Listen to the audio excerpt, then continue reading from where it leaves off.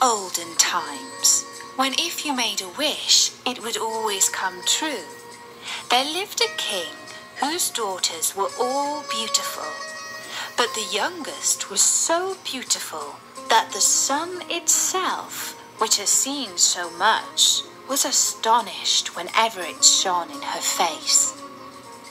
Close by the king's castle lay a great dark forest, and under an old lime tree in the forest was a well. And when the day was very warm, the king's child went out into the forest and sat down by the side of the cool fountain.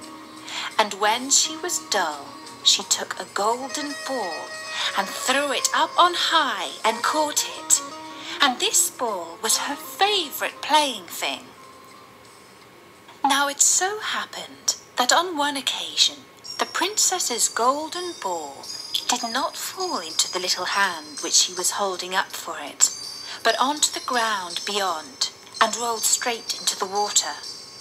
The king's daughter followed it with her eyes, but it vanished, and the well was so deep that the bottom could not be seen. On this she began to cry, and cry louder and louder, and could not be comforted. And as she was complaining, someone said to her, "What troubles you, king's daughter? You weep so that even a stone would show pity." She looked round to the side from whence the voice came, and saw a frog stretching forth its thick, ugly head from the water. "Ah, old water splasher, is it you?" said she. "I am weeping for my golden ball, which has fallen into the well." "Be quiet, and do not weep," answered the frog. "I can help thee." "But what wilt thou give me?" "Whatever you will have, dear frog," said she. "My clothes, my pearls and jewels, and even the golden crown which I'm wearing." The frog answered, "I do not care for clothes, thy pearls and jewels, or thy golden crown. But if you will love me, and let me be thy companion and playfellow, and sit by thee at thy little table, and eat off thy little golden plate, and drink out of thy little cup, and sleep in thy bed, if thou wilt promise me this, I will go down below, and bring thee thy golden ball up again." "Oh yes," said she, "I promise thee all you wish, if you will but bring my ball back again." She, however, thought, "How silly that frog does talk. He lives in the water with the other frogs and croaks, and can be no companion to any human being."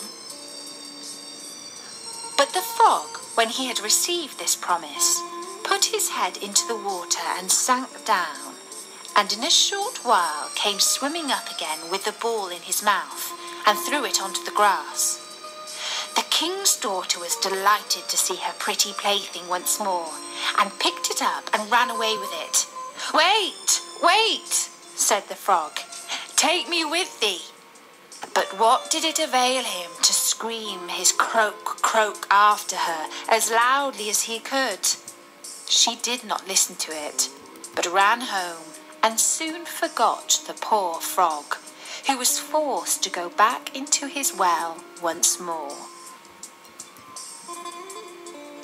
The next day, when she had seated herself at table with the king and all the courtiers, and was eating from her little golden plate, something came creeping splish, splash, up the marble staircase, and when it had got to the top, it knocked at the door and cried, "Princess, youngest princess, open the door for me." She ran to see who was outside, but when she opened the door, there sat the frog in front of it. Then she slammed the door to in great haste, sat down to dinner again, and was quite frightened. "My child, what art thou so afraid of? Is there perchance a giant outside who wants to carry thee away?" "Ah, no," replied she. It is no giant, but a disgusting frog." "What does a frog want with you?" "Ah, dear father, yesterday, as I was in the forest sitting by the well playing, my golden ball fell into the water, and because I cried so, the frog brought it out again for me, and because he so insisted, I promised him he should be my companion, but I never thought he would be able to come out of his water. And now he is outside there and wants to come into me." In the meantime, it knocked a second time and cried, "Princess, youngest princess, open the door for me. Dost thou not know what thou said to me yesterday by the cool waters of the fountain? Princess, youngest princess, open the door for me." Then said the king, "That which you have promised you must do. Go and let him in." She went and opened the door, and the frog hopped in and followed her, step by step, to her chair. There he sat and cried, "Lift me up beside you." She delayed, until at last the king commanded her to do it. When the frog was once on the chair, he wanted to be on the table, and when he was on the table, he said, "Now push your little golden plate nearer to me, that we may eat together." She did this, but it was easy to see that she did not do it willingly. The frog enjoyed what he ate, but almost every mouthful she took choked her. At length he said, "I have eaten and am satisfied. Now I am tired. Carry me into thy little room and make thy little silken bed ready, and we will both lie down and go to sleep." The king's daughter began to cry, for she was afraid of the cold frog, which she did not like to touch, and which was now to sleep in her pretty, clean little bed. But the king grew angry and said, "He who helped thee when thou wert in trouble ought not afterwards to be despised by thee." So she took hold of the frog with 2 fingers, carried him upstairs, and put him in the corner. But when she was in bed, he crept up to her and said, "I am tired and want to sleep as well as thou. Lift me up, or I will tell thy father."